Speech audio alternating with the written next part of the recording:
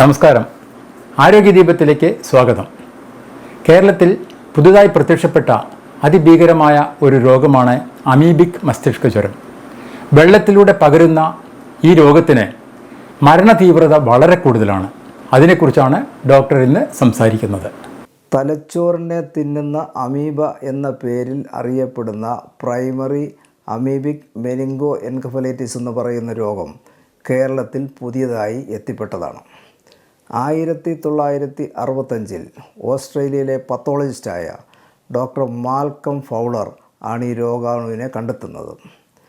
German ജന്തുശാസ്ത്രജ്ഞനായ Kurt നെഗ്ലേറി ആണ് ഈ രോഗാണുവിൻ്റെ ഗണം നിശ്ചയിച്ചത്.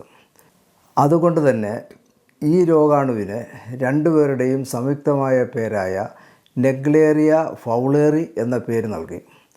1965 ഈ രോഗം ബാധിച്ചവരുടെ മരണനിരക്ക് 95%. കേരളത്തിൽ ഈ രോഗം പ്രത്യക്ഷപ്പെടുന്നതിന് മുമ്പ് ലോകത്തൊട്ടാകെ 380 രോഗബാധിതർ മാത്രമാണ് ഉണ്ടായിരുന്നത്.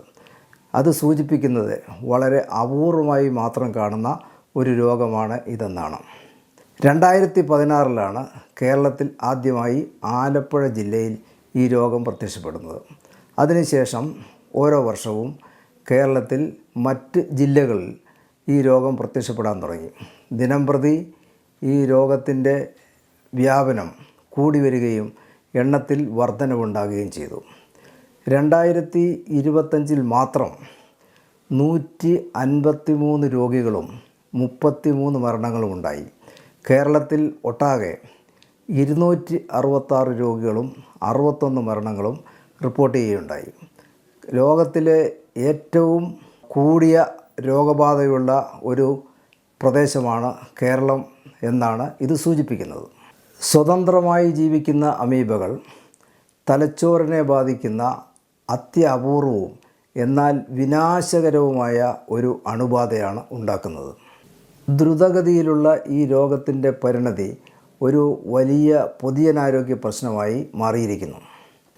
മണ്ണിലും തടാകങ്ങളിലും കുളത്തിലും നദികളിലും ചൂട് നീരുറവയുള്ള ജലാംശയത്തിലും കാണപ്പെടുന്ന ഈ അണു അതിസൂക്ഷ്മമായ ഏകകോശ ജീവിയാണ്.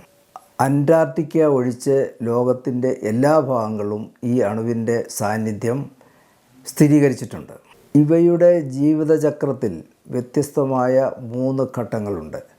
ട്രോഫസോവൈറ്റ്, ഫ്ലജല്ലേറ്റ്, സിസ്റ്റ് എന്നിവയാണിവ. കൃത്യമായ ആകൃതിയില്ലാത്തതും സ്യൂഡോപോഡിയ വഴി നീങ്ങുന്നതുമായ ഏകകോശ യൂകാരിയോട്ടുകളാണ് ട്രോഫോസൈറ്റുകൾ. ഇവയ്ക്ക് പെരുകാനും സജീവമായി ഭക്ഷണം കഴിക്കാനും ഈ അവസ്ഥയിൽ കഴിയുന്നു. ബാക്ടീരിയകളാണ് ഇവയുടെ ഭക്ഷണങ്ങൾ. ഈ അവസ്ഥയിൽ മനുഷ്യൻ്റെ തലച്ചോറിലേക്ക് കടന്ന് രോഗമുണ്ടാക്കാനും ഇവയ്ക്ക് കഴിയും. അമീബയുടെ 2ാം ഘട്ടമാണ് ഫ്ലജല്ലേറ്റുകൾ. മുത്തിൻ്റെ ആകൃതിയിലുള്ള ഇവയുടെ കോശത്തിൽ നിന്നും പുറത്തേക്ക് രോമത്തിൻ്റെ ആകൃതിയിലുള്ളവയാണ് ഫ്ലജലേറ്റുകൾ. ഈ ഫ്ലജലേറ്റുകൾ വഴി അമീബയ്ക്ക് ചലിക്കാൻ കഴിയും. മനുഷ്യൻ്റെ മൂക്കിൻ്റെ ഉള്ളിലേക്ക് കടന്നുകൂടിയാൽ ഫ്ലജലേറ്റുകൾ ഏതാനും മണിക്കൂറുകൾ കൊണ്ട് ട്രോഫസോവൈറ്റായി മാറാനും തലച്ചോറിലേക്ക് പ്രവേശിക്കാനും ഇതിന് കഴിയും. 3ാമത്തെ ഘട്ടം ആണ് സിസ്റ്റുകൾ. പാരിസ്ഥിതിക സാഹചര്യങ്ങൾ അനുകൂലമല്ലാത്ത അവസ്ഥയിൽ ട്രോഫസോവൈറ്റുകൾ ഗോളാകൃതിയിലുള്ള ഏകപാളി സിസ്റ്റായി മാറുന്നു. സാഹചര്യം അനുകൂലമാകുമ്പോൾ ഈ സിസ്റ്റിൻ്റെ മധ്യഭാഗത്തുള്ള സുഷിരം വഴി ട്രോഫസോവൈറ്റുകൾ പുറത്തു വരുന്നു. മണ്ണിലും പൊടിയിലും ധാരാളമായി കാണപ്പെടുന്ന ഈ സിസ്റ്റുകൾ മനുഷ്യൻ്റെ മൂക്കിൻ്റെ ഉൾഭാഗത്തേക്ക് കടന്നാലും രോഗമുണ്ടാക്കാൻ ഉള്ള കഴിവില്ല.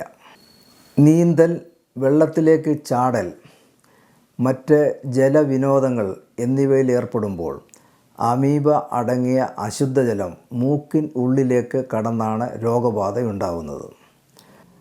മൂക്ക് വൃത്തിയാക്കാൻ ഉപയോഗിക്കുന്ന ജലം അണുവിമുക്തമായിട്ടില്ലെങ്കിൽ അതുവഴിയും രോഗം വ്യാപിക്കാം. കൂടുതലായും ടാപ്പ് വെള്ളത്തിൽ കൂടിയാണ് ഇങ്ങനെ രോഗം പകരുന്നത്. തലയോട്ടിയുടെ അടിഭാഗത്തുള്ള ക്രിബ്രിഫോം പ്ലേറ്റിലെ സുഷിരങ്ങൾ വഴി മൂക്കിൻ്റെ ഉള്ളിലേക്ക് തള്ളി നിൽക്കുന്ന ക്രാണ ഞരമ്പുകളിൽ ട്രോഫോസോവൈറ്റുകൾ പറ്റിപ്പിടിക്കുകയും അതിൻ്റെ ആക്സോൺ വഴി തലച്ചോറിൻ്റെ ഉള്ളിലേക്ക് പ്രവേശിക്കുകയും ചെയ്യുന്നു. തലച്ചോറിൻ്റെ ഉള്ളിലേക്ക് പ്രവേശിക്കുന്ന ഈ അണു തലച്ചോറിലെ കോശങ്ങളായ ന്യൂറോൺസിനെയും അസ്ട്രോസൈറ്റ്സിനെയും കുറേശ്ശെ കാർന്നു തിന്നുന്നു. ശരീരത്തിൻ്റെ പ്രതിരോധ ശക്തി ഈ അമീബയ്ക്കെതിരെ ഉൽപ്പാദിപ്പിക്കുന്ന തന്മാത്രകളുടെ അനിയന്ത്രിതമായ പ്രവർത്തനപരമായി ന്യൂറോണുകളും അസ്ട്രോസൈറ്റുകളും കൂടുതലായി നശിച്ച് തലച്ചോറിന് ആഘാതം ഉണ്ടാക്കുന്നു. അമീബ അടങ്ങിയ മലിനജലം മൂക്കിൽ പ്രവേശിച്ചതിന് ശേഷം 1 മുതൽ 9 ദിവസങ്ങൾക്കുള്ളിൽ മസ്തിഷ്കജ്വരത്തിൻ്റെ ലക്ഷണങ്ങൾ കണ്ടു തുടങ്ങുന്നു. തുടക്കത്തിൽ ശക്തമായ പനി, തലവേദന, ഓക്കാനം, ഛർദി, കഴുത്തിലെ പേശികൾക്കുള്ള ബലം എന്നിവയാണ് ലക്ഷണങ്ങൾ. രോഗം ശക്തി പ്രാപിക്കുന്നതനുസരിച്ച് മറ്റ് രോഗലക്ഷണങ്ങൾ പ്രത്യക്ഷപ്പെടാൻ തുടങ്ങും.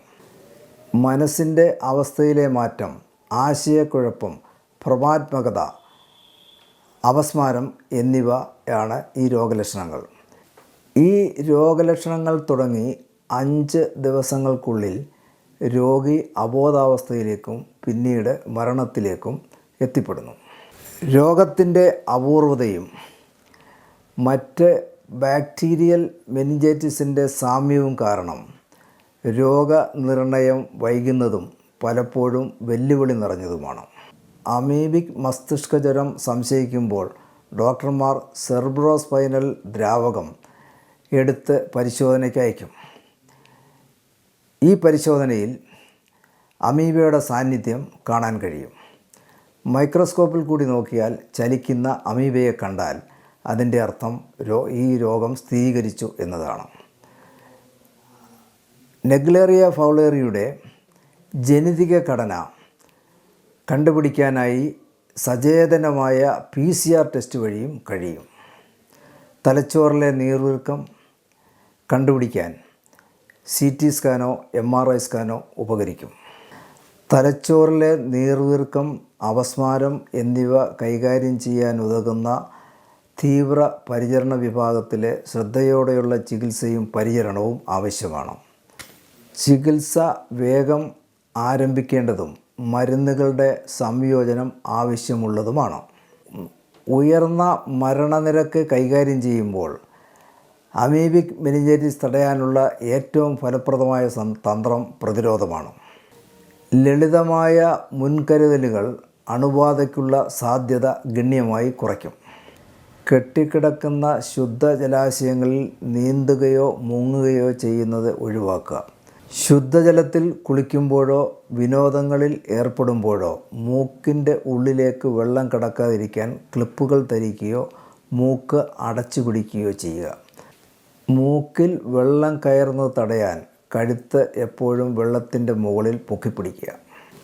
മൂക്ക് നനയ്ക്കുന്നതിനോ വൃത്തിയാക്കുന്നതിനോ അണുവിമുക്തമായ വെള്ളം മാത്രം ഉപയോഗിക്കുക.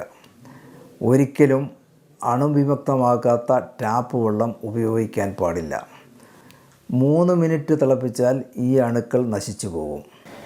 കൂടാതെ NSF 53 മൈക്രോണിൽ താഴെ സുഷിരമുള്ള ഫിൽറ്ററുകളിൽ അരിച്ചെടുത്ത വെള്ളത്തിലും അണുബാധ ഉണ്ടാവില്ല. അണുക്കൾ ഉള്ള വെള്ളം കുടിച്ചാലും ഈ രോഗം വരുന്നില്ല. ഒരാളിൽ നിന്ന് മറ്റൊരാളിലേക്ക് ഈ രോഗം പകരുന്നുമില്ല. നെഗ്ലേറിയ ഫൗളേറിയ കൂടാതെ മറ്റ് ഗണത്തിൽപ്പെട്ട അമീബകളും ഈ രോഗമുണ്ടാക്കാറുണ്ട്. അക്കാന്തമീബ, ബാലമുത്തിയ, സാപ്പീന എന്നിവയാണ് ഈ ഗണത്തിൽപ്പെട്ട അണുക്കൾ. അക്കാന്തമീബയുടെ സാന്നിധ്യം കേരളത്തിൽ സ്ഥിരീകരിക്കപ്പെട്ടിട്ടുണ്ട്. അക്കാന്തമീബ കണ്ണിലെ കോർണിയയിൽ കെരറ്റോ കൺജങ്ക്റ്റിവൈറ്റിസ് എന്ന് പറയുന്ന രോഗമുണ്ടാക്കാറുണ്ട്. അവിടെ നിന്ന് നേരിട്ട് തലച്ചോറിലേക്ക് ഈ രോഗം വ്യാപിക്കുകയും ഗ്രാനുലോമാറ്റസ് അമീബിക് എൻസെഫലൈറ്റിസ് എന്ന് പറയുന്ന ഗുരുതരമായ രോഗമുണ്ടാക്കുകയും ചെയ്യും. ശ്വാസകോശത്തിൽ നിന്നും തൊലിയിൽ നിന്നും ബാലമുത്തിയ, സാപ്പിന എന്നീ അണുക്കൾ തലച്ചോറിലേക്ക് കടക്കാറുണ്ട്. എന്നാൽ ഇവ വളരെ അപൂർവമായി മാത്രമേ രോഗമുണ്ടാക്കാറുള്ളൂ. പ്രധാനമായും പ്രതിരോധശക്തി കുറഞ്ഞവരിലാണ് ഈ അണുക്കൾ രോഗമുണ്ടാക്കുന്നത്.